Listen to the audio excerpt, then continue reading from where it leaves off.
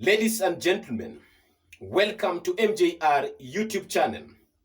Let us continue to talk about the subject which has preoccupied our mind for the last few days, and that is the impeachment of the Deputy President, Honorable Rigathi Gachagua.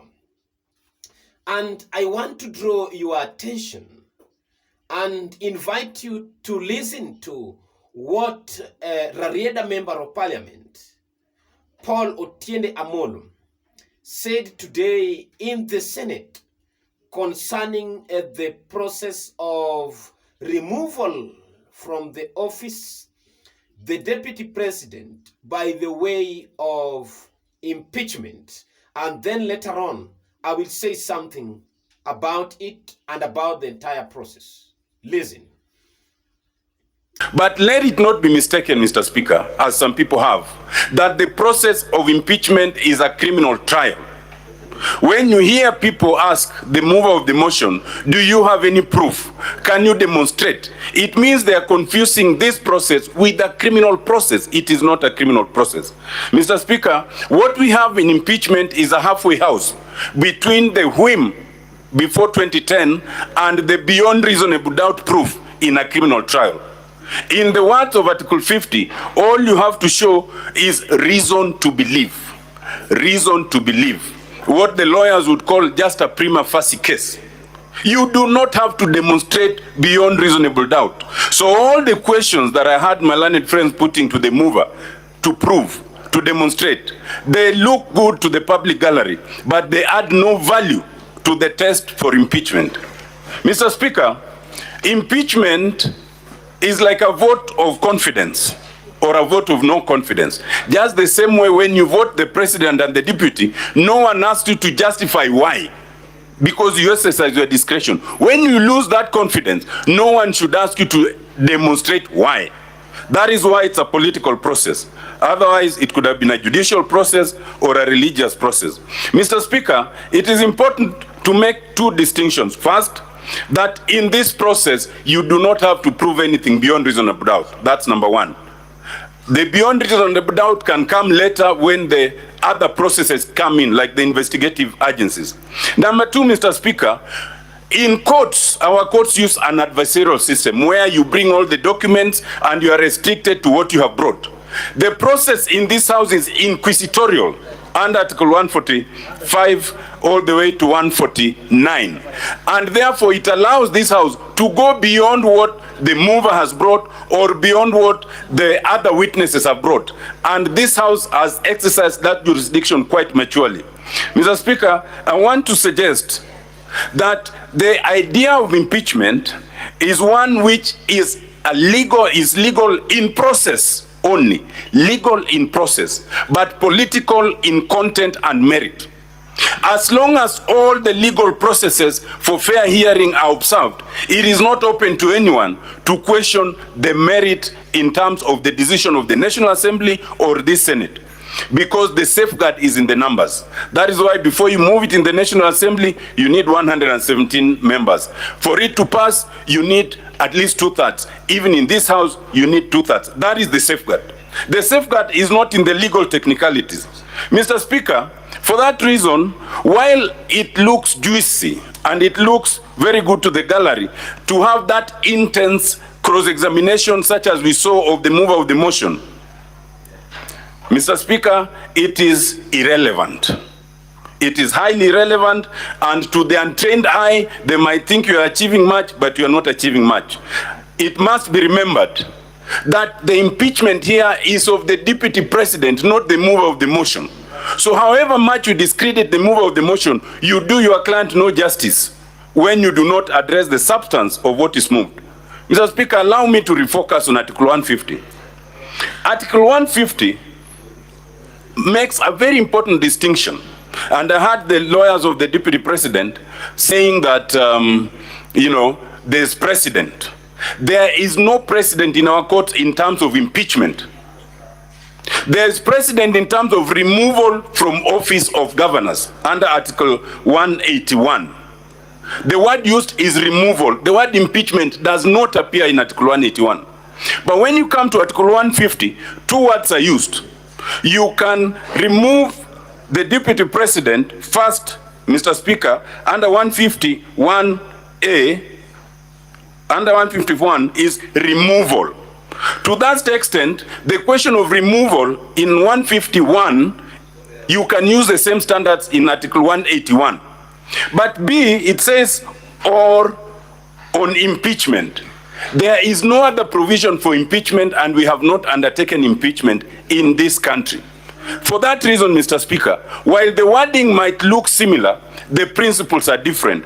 Because for removal, for example, under 151, is a strict legal process. You have to show and demonstrate that the deputy president has physical or mental incapacity.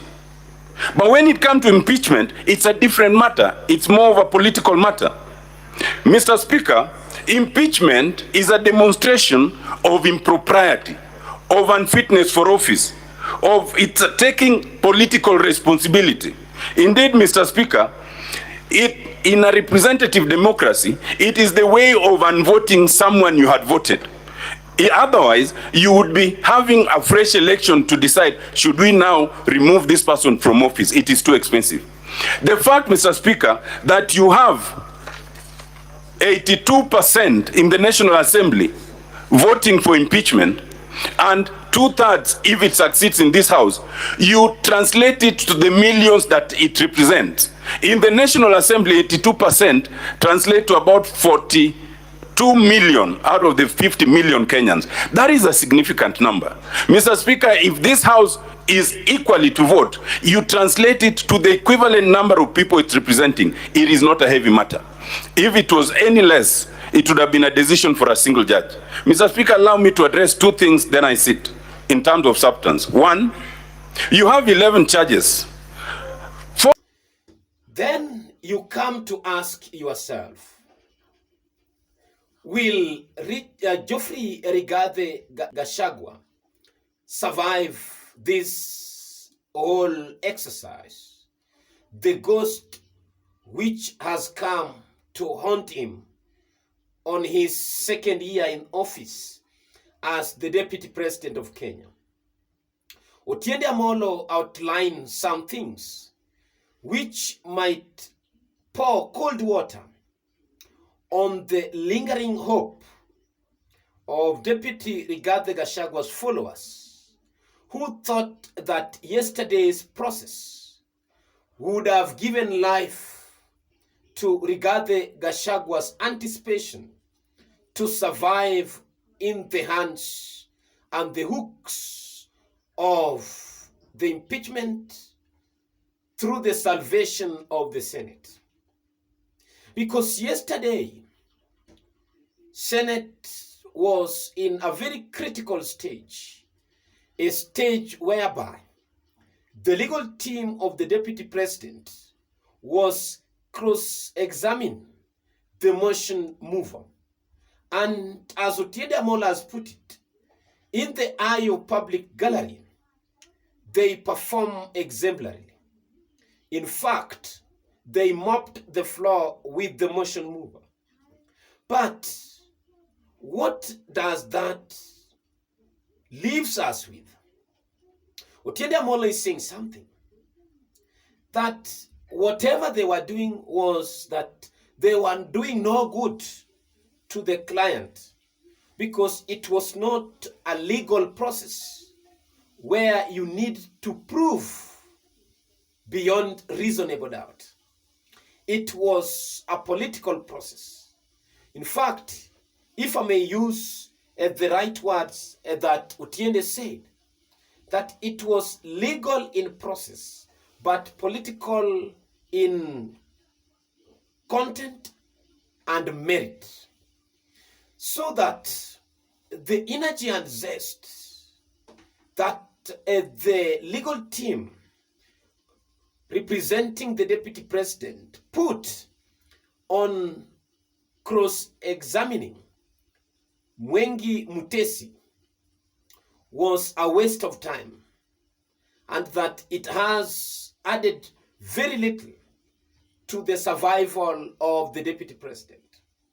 Otiende Amollo is telling us that what is this process require is the proof to believe, the reason to believe. And that is the only thing that is required for a motion mover to do, to convince. Then another thing that Otiende Amollo has mentioned, which is very critical to mention is in this process, is that the safeguard is in numbers. And provided the motion mover can manipulate, convince, persuade members of parliament and members of the Senate that indeed the 11 charges that he laid against the Deputy President regarding Gachagua tantamount to impeachment, then Kenyans are ready to go. Otiende Amollo is telling Kenyans that this process is not a criminal process where the motion mover will be grilled to prove beyond reasonable doubt the allegation that he laid against regarding Gachagua, and that those are processes that will come in the next stage.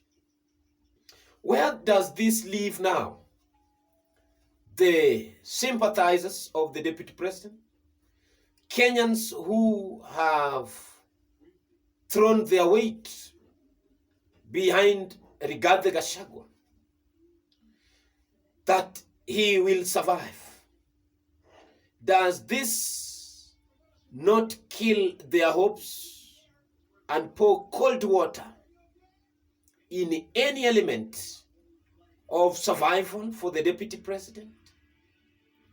I listened to Paul Mwite, senior counsel representing the Deputy President, saying that the Deputy President was unwell, fell ill, and was admitted at Karen Hospital. And at the same time, he was not allowed to speak to him. These are just ways of buying more time for proper preparation. Because if this is a political process, then it means numbers is what matters. And the numbers they suspect Deputy President might not have the required number for him to survive this impeachment. So let us wait and see what will transpire going forward. As you have been told, this is about number. It is all about persuasion. It is all about politics, not about approval, proofs on what, no evidence, provided you can convince, provided you can manipulate and persuade, and you get the numbers, and then it goes. Because Otiende also reminds Kenyans that at the time of the ballot, nobody asked the candidates to prove anything. They only vote out of their will and out of their persuasion. And when it comes to voting out, vote of no confidence, then nobody should be asked to prove.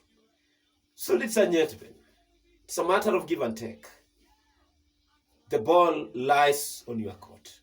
Thank you, and may God bless you.